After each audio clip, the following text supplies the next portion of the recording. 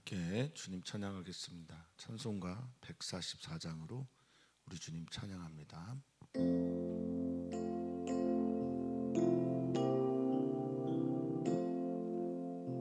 예수 나를 위하여 십자가를 질 때 세상 죄를 지시고 고초당하셨네.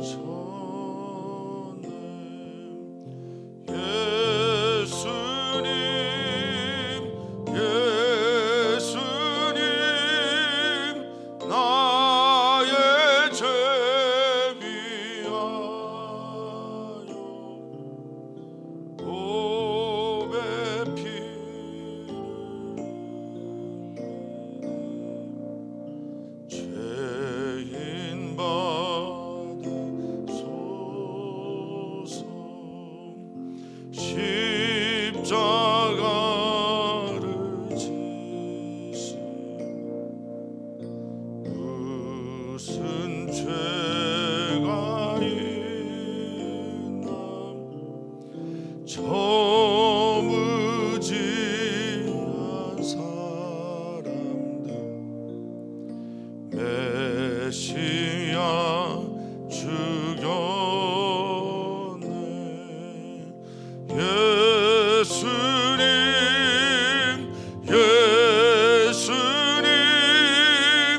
나의 죄 위하여 보배 피를 죄인 받으소서. 비와 같이 부은데 없는 이가 없네.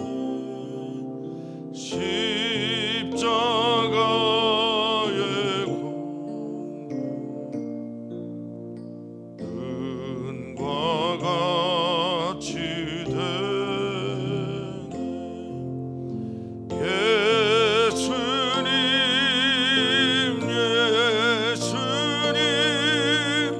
나의 죄 위하여 보배 피를 흘리니 죄인 받으소서.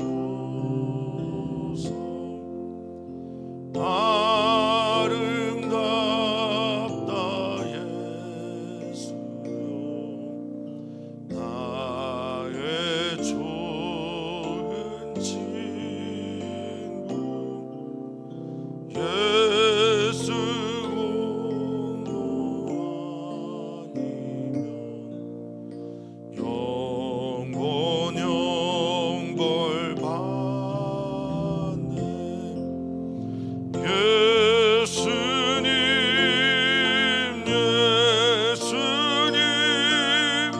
나의 죄 위하여 보배 피를 흘리니 죄인 받으소서.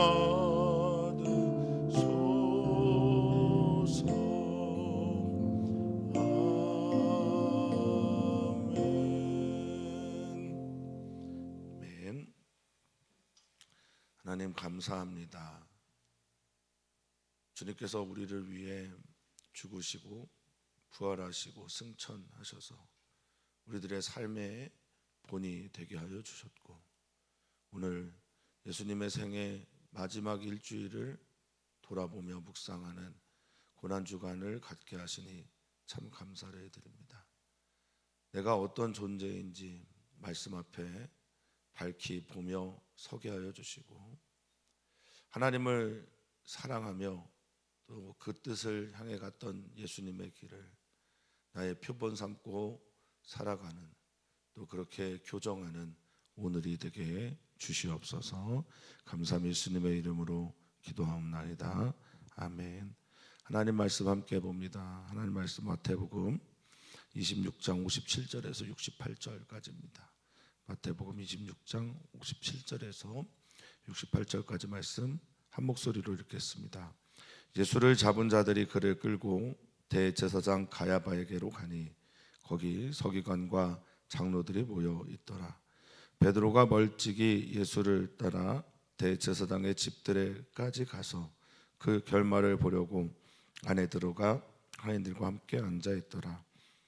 대제사장들과 온 공회가 예수를 죽이려고 그를 칠 거짓 증거를 찾으매 거짓 증인이 많이 왔으나 얻지 못하더니 후에 두 사람이 와서 이르되 이 사람의 말이 내가 하나님의 성전을 헐고 사흘 동안에 지을 수 있다 하더라 하니 대제사장이 일어서서 예수께 묻되 아무 대답도 없느냐? 이 사람들이 너를 치는 증거가 어떠하냐 하되 예수께서 침묵하시거늘 대제사장이 이르되 내가 너로 살아계신 하나님께 맹세하게 하노니 내가 하나님의 아들 그리스도인지 우리에게 말하라. 예수께서 이르시되 내가 말하였느니라. 그러나 내가 너희에게 이르노니 이후에 인자가 권능의 우편에 앉아 있는 것과 하늘 구름을 타고 오는 것을 너희가 보리라 하시니 이에 대제사장이 자기 옷을 찢으며 이르되 그가 신성 모독하는 말을 하였으니 어찌 더 증인을 요구하리요. 보라 너희가 지금 이 신성한 모독하는 말을 들었도다. 너희 생각은 어떠하냐? 대답하여 이르되 그는 사형에 해당하니라 하고 이에 예수의 얼굴에 침 뱉으며 주먹으로 치고 어떤 사람은 손바닥으로 때리며 이르되 그리스도야 우리에게 선지자 노릇을 하라. 너를 친 자가 누구냐 하더라. 아멘. 아멘.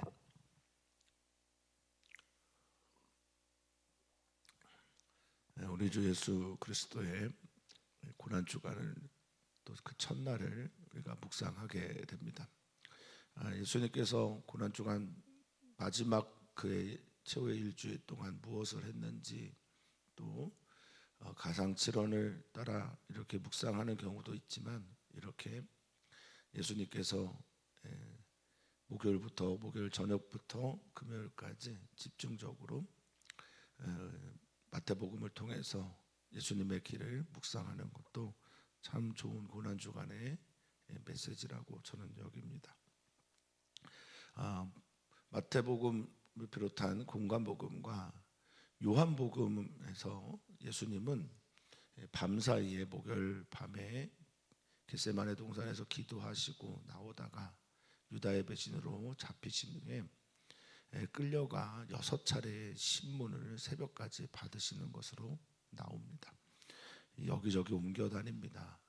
종교 지도자들에게, 헤롯 왕에게, 그리고 본디오 빌라도에게 그렇게 다니면서 신문을 당하시는데 그 신문을 방하시는 모든 종류의 재판을 이렇게 정리할 수가 있겠습니다. 흠없는 의로운 사람이 가장 불의한 재판의 자리에 서게 되는 것.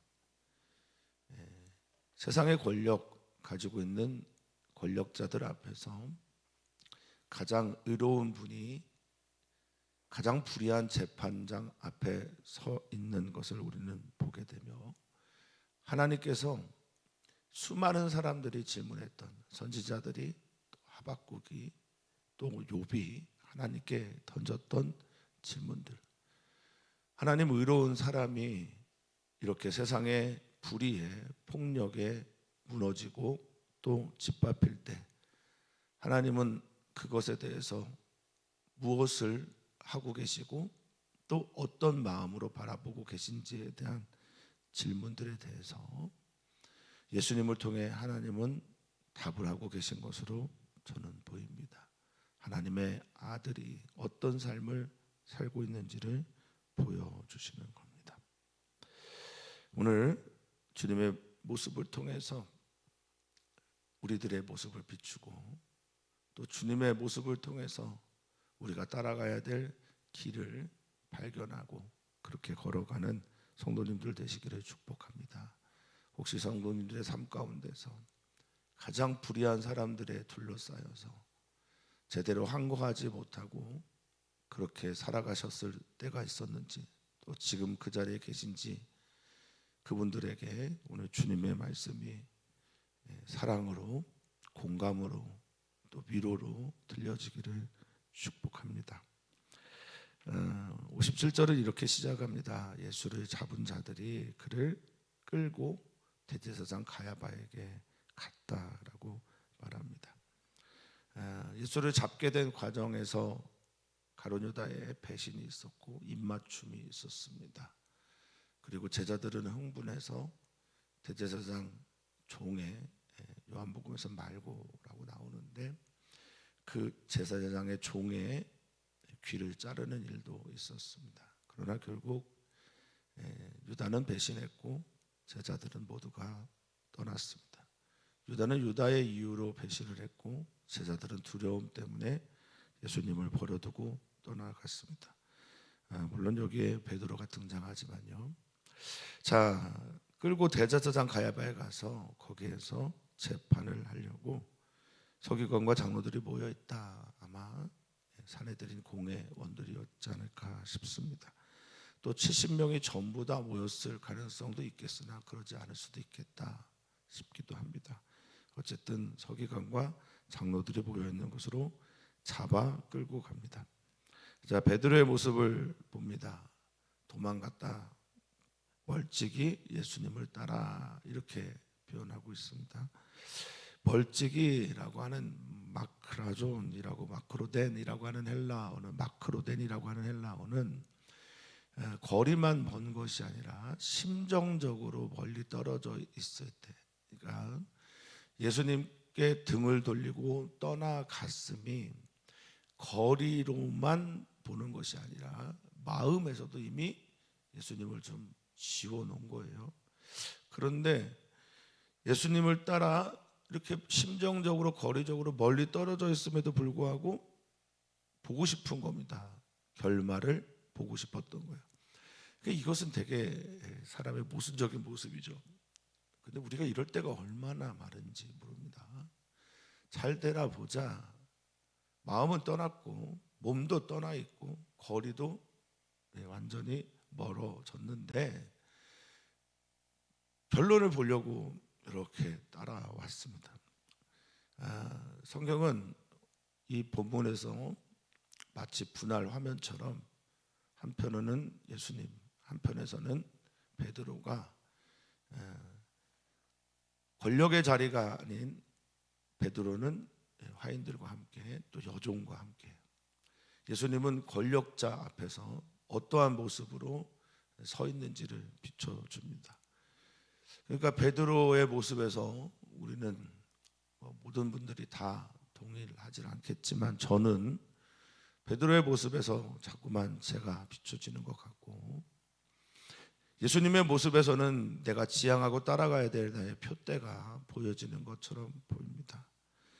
어쨌든 베드로는 예수님을 따라 심정적으로 거리, 또 몸의 거리가 멀찍이 있음에도 그 결론을 보려고 따라옵니다. 조금 재밌는 이중적인 모습이지만 우리도 그럴 때가 있잖아 라고 생각하면 잘 이해가 되는 말이기도 합니다.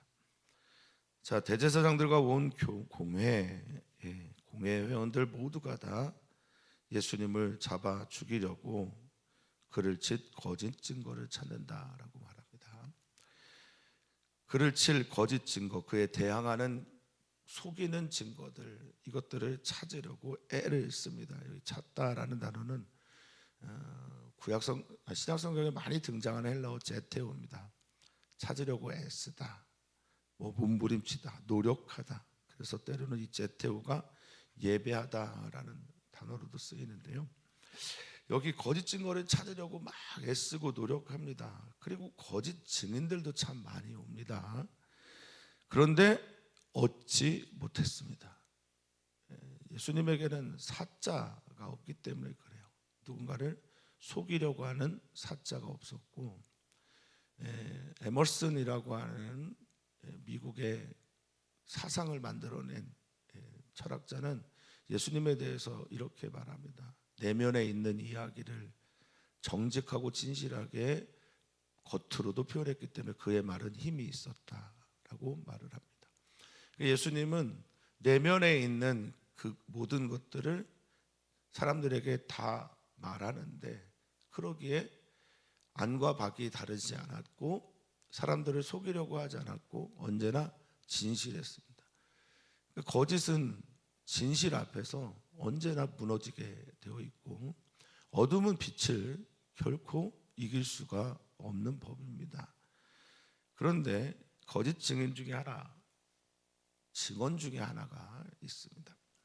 두 사람이 왔다라고 하는 얘기는 유대 법정에서는 두 사람 이상의 증언이 있어야 증거로 채택이 되기 때문에 그렇습니다. 자, 두 사람이 와서 말합니다. 거짓을 말하죠. 이 사람의 말이 61절 내가 하나님의 성전을 헐고 사흘 동안에 지을 수 있다 하더라 이런 말을 했다고 합니다. 예수님이 성전을 내가 헐겠다라는 말씀을 하셨다는 거예요. 예수님 그런 말씀을 하셨습니까? 이 성전이 무너지겠다라는 말씀을 하셨죠. 성전이 무너질 것이다라는 말과 내가 헐어버리겠다라고 하는 말은 완전히 다른 말이잖아요. 그런데 이런 류의 오해를 참 우리들도 많이 경험합니다. 그 오해를 풀어주고 싶을 때도 있고 억울하기 때문에 설명해주고 싶을 때도 있습니다. 그리고 좀 도와주고 싶은 마음도 있는데 그 사람이 오해를 갖고 살아가는 것은 범죄니까. 그런데 이렇게 죽이려고 이미 결정했고 자신의 모든 권력들을 모아서 예수님을 어떻게든 올무에 걸리게 하려고 했던 이들의 귀는 이미 이것을 팩트로 받아들이게 됩니다. 사람들은 자신의 믿음을 따라 누군가를 죽이기도 한다는 것을 전혀 이해하지 못합니다. 자신의 믿음을 따라 전쟁을 일으키고 자신의 믿음을 따라 다른 사람들을 정죄하고 자신의 믿음을 따라 다른 사람들의 말을 곡해를 하고 그것을 사실로 듣습니다. 어떻게 해야 합니까? 예수님은 아무 말씀도 하지 않으십니다. 왜인지 모르겠습니다. 그러나 말의 부질없음 그것 때문은 분명한 것 같습니다. 왜 얘기를 안 하시는지 말씀을 안 하시는지 그렇다고 해서 표현을 안 한 것은 아니겠습니다. 침묵으로 말씀하셨던 거죠. 우리는 때로 말을 안 하는 게 우리에게 가장 좋은 표현일 때가 있습니다. 예수님 말씀하지 않으십니다.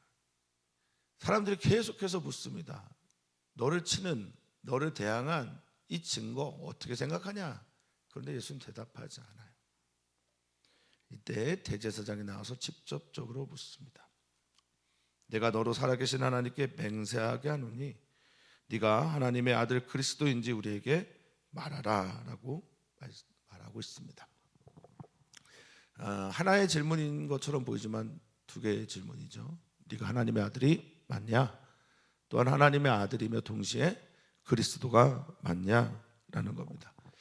여기 맹세하게 하다라는 것은 맹세를 강요하다라는 뜻이기도 하고 또 요청하고 강청하다라는 말이기도 합니다. 이건 정말 그들이 가장 중요하게 생각하는 질문일 겁니다. 당신이 하나님의 아들 맞습니까? 당신이 메시아가 맞습니까? 신문을 하고 죽이기 위해서 던지는 질문이 있고 내가 살고 싶어서 주님께 던지는 질문이 있습니다. 우리 사랑하는 성도님들은 어떤 마음으로 주님 앞에 이 질문과 함께 하나님 앞에 예수 그리스도 앞에 섭니까? 예수님 당신은 하나님의 아들 맞습니까? 당신은 나를 구원하고 살리시는 그리스도가 맞습니까? 이 질문을 우리도 오늘 이 시간 합니다. 그런데 우리가 믿고 우리를 살리고 우리를 구원하시는 그 분 말입니다. 예수 그리스도는 왜 이렇게 비참하고 낮은 곳, 외로운 곳, 또 불의한 재판 앞에 서게 됩니까? 플라톤이 쓴 국가라는 책의 일부분이지만 정의는 강자의 편익이다라고 그는 말을 하는데요. 정의가 강자의 편익이라고 하는, 그러니까 대제사장은 자신들이 정의롭고 공회는 자신들이 옳다라고 여기며 이 정의라고 하는 것들을 써나가는데, 예수님은 지금 힘 있으신 분이 힘없는 자가 되고, 예수님은 지금 모든 것을 아시는 분이 모든 것을 모르는 것처럼 침묵하시고, 그리고 가장 정의로운 분이 가장 불의한 사람들 앞에서 재판을 받고 있는, 이건 뭐 아이러니, 패러독스 뭐 이 정도로 표현해도 말이 잘 안 되는 것 같은 놀라운 사건을 경험하게 됩니다. 하나님의 아들 그리스도 예수께서 이렇게 하는 게 맞냐? 하나님의 아들이 이렇게 낮아질 수 있는 것이 옳은 것이냐? 우리가 믿고 있는 메시아 예수 그리스도 하나님의 아들은 이런 삶을 통해서 우리에게 무엇을 말해주고 싶은 것인가? 그리고 우리는 왜 주저없이 이렇게 고난받는 종처럼 비참한 삶을 우리에게 비춰주고 있는 예수를 우리의 구원자로 믿고 있는 것인가? 예수님은 대답합니다. 그 말에 대답합니다. 네가 말하였다라고 말합니다. 긍정입니까? 부정입니까? 어떤 분은 유보적 긍정이다 이렇게 표현을 하기도 합니다. 이 내가 말하였도다라는 말이 저에게 너무나 큰 울림입니다. 너는 어떻게 믿고 어떻게 말하냐? 너는 어떤 마음으로 나를 받아들이고 그리고 그 중심에서부터 너는 말하느냐? 나를 책잡으려고 당신이 하나님의 아들 그리스도요? 라고 묻는 이가 있고, 그냥 입술에서만 종교적인 행위로 사람들에게 보이기에 예수님 하나님의 아들이요 그리스도입니다 라고 하는 이도 있습니다. 그런데 가장 밑바닥의 삶을 살아가는, 또 살았던 예수 그리스도를 나의 하나님의 아들이요 예수 그리스도로 구원자로 받아들이며 말하는 이가 있습니다. 오늘 주님 말씀하십니다. 네가 말하였다. 우리의 말은 우리의 가장 깊은 곳에서부터 우러나오는 진심의 고백입니까? 아니면 그저 남들이 전하는 말, 그냥 그렇게 가르치고 배운 말, 그냥 교리적으로 내가 암기해야 되는 말, 그런 말입니까? 사랑하는 성도님들의 말은 어떤 말씀입니까? 그러면서 그 대제사장에게 자기를 죽이려고 책을 잡으려고 하는 이에게 놀라운 말을 합니다. 내가 너에게 이르노니 이후에 내가 인자가 권능의 우편에 앉아 있는 것 너가 그거 보게 될 거다. 그리고 하늘 구름을 타고 오는 것을 너희가 볼 것이다 라고 말씀하십니다. 메시아다, 나 구원자다, 그 말씀과 함께 예수님은 왕으로 오신 메시아이고 또 종으로 오신 메시아이고요, 그리고 여기에 인자 기독론, 심판자로 오실 예수님에 대해서 말씀하고 있습니다. 권능의 우편은 하나님 우편에 앉아 있는 것을 말하고, 구름 타고 다시 오신다는 건 반드시 너희가 심판을 받는 재림의 때가 있다라는 것을 말하고 종말론적인 메시지를 전한 것입니다. 정치학자, 기독교 정치학자 중에 요더라는 분은 이 장면에서 이런 얘기를 합니다. 예수님이 자신의 지지자들도 없고, 그렇죠? 자신의 힘을 쓸 일도 없고, 승리의 입성에서 따라왔던 많은 사람들도 없는 바로 그곳, 아무도 없는 그곳에서 자신의 정체를 분명하게 밝혔다라고 말합니다. 우리는 누구와 함께 있으면 조금 힘이 나고요, 자신을 돕는 사람이 있으면 메시지도 좀 강렬하기 마련입니다. 그런데 예수님은 아무도 없는 그곳에서, 자신을 아무도 지지하지 않는 그 자리에서 자신이 어떠한 이인지를 분명하게 말씀하십니다. 교회는 여기에서부터 시작이다라고 요더는 말을 합니다. 믿을 수 없는 그곳에서 믿음으로 당당히 서서 말씀하시는 예수님. 자신을 드러내면 큰일 나는 그 자리에서 자신을 드러내시면서 자기의 정체성을 말하는 예수님. 아무도 내 편이지 않을 때 하나님 바라보면서 자신의 길을 걸어가시는 예수님. 저는 예수님을 따라가는 이 고난주간 묵상할 때마다 예수님과 정말 멀찍이 그저 예수님을 바라보는 그런 존재, 베드로와 같은 모습이 제게 있음을 인정 안 할 수가 없습니다. 그러나 또한 바라보는 예수님의 모습이 너무나 되게 아름다운 모습이고 따르고자 하는 모습이기도 합니다. 그 간격이 얼마나 줄어들었는지는 모르겠으나 사랑하는 성도님들 모두가 다 오늘 사랑하는 예수님의 길을 조금 더 가까이에서 바라보면서 내가 이 길 갔으면 좋겠다 하는 결단이 일어나기를 축복합니다. 대제사장이 이 말을 듣고 옷을 찢습니다. 그냥 옷 찢는 수준 정도가 아니라 디아레소라고 하는 헬라어는요, 그냥 산산이 찢어버리는 겁니다. 조각조각 내다는 거예요. 자신의 분노와 참담한 마음을 표현하는 것입니다. 그런데 이것이 정말 그래서 그런 건지는 모르겠습니다. 사람들에게 보이기 위한 쇼는 아니었는지 모르겠습니다. 그가 신성모독하는 말을 했다. 하나님을 욕하고 비방하는 말을 했다. 나는 그렇게 생각한다. 더 증인도 필요가 없다. 당신들 생각은 어떻소? 공회원들에게 묻습니다. 너희가 지금 신성하는 모독하는 이 말을 들었는데 당신들 생각은 어떻소? 라고 말합니다. 그러자 사람들이 다 이구동성으로 말합니다. 하나님 모독했으면 사형이죠.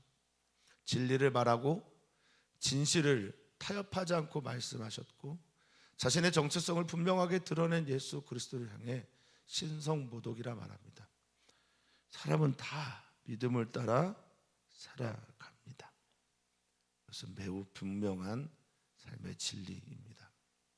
이들은 그렇게 믿었기 때문에 그런 행동과 태도를 가지고 예수님을 대하는 것입니다. 해당한다라고 하는 에노코스라는 말은요, 유죄 입증했네 이런 뜻이에요. 사형을 대해서 죄 있음을 밝혔네 이런 뜻입니다. 에노코스라는 말은 위험성 있는 책임 있는 이런 말도 있는데 사형에 해당되고 사형의 책임, 즉 이 말은 사형으로 책임져야 될 말이다라는 말입니다. 마땅하다라는 뜻이죠. 이제 예수님에 대해서 신문을 다했다고 생각하나 봅니다. 자신의 옷, 자신의 이름, 자신들의 직책 뒤에 자신들의 썩은 내 나는 무덤 같은 그런 모습들을 숨기고 자신이 가지고 있는 권력을 가지고 예수님을 정죄한 이들은 이제 예수님을 조롱합니다. 호모 사케르라는 말이 있는데 쓰레기가 된 인간이라는 뜻이거든요. 잉여 인간이라는 뜻입니다. 물론 이 사케르라는 말은 성스러운 희생의 제물이 되는 뜻이었는데 예수님이 그렇게 사케르 취급을 받습니다. 얼굴에 침을 뱉어도 괜찮은 존재라고 여깁니다. 그렇게 모욕하며 주먹으로 툭툭 아니면 세게 내려쳐도 괜찮은 존재라고 생각했나 봅니다. 어떤 사람은 손바닥으로 그를 툭툭 칩니다. 그러면서 이렇게 말합니다. 그리스도야, 종된 그리스도야, 모욕당하는 그리스도야, 이렇게 말합니다. 너 우리에게 선지자 노릇 좀 해봐. 이거 때린 사람이 누군지 이름이나 한번 좀 맞춰봐 라고 말합니다. 이렇게 조롱당하고 모욕당하고 수치 가운데 외로움, 그 자리에 우리 예수님이 서 있습니다. 예수님과 같은 똑같은 체험을 우리가 할 수는 없을 겁니다. 그런데 예수님께서 하셨던 이 모든 일들에 대한 경험을 우리가 한 적은 덜어 있을 것입니다. 예수님은 지금 이 재판장이 사람에 의해서 이루어진 재판장이라고만 생각하지 않고 계신 것 같습니다. 예수님은 지금 이 대제사장 앞에 서 있는 공회원들 사이에 서서 외롭게 마주대하고 있는 현실이 하늘 앞에서의, 하나님 아버지 앞에서의 재판이라고 또 여기고 계신 것으로 저는 보입니다. 하나님은 다 알고 다 보고 계십니다.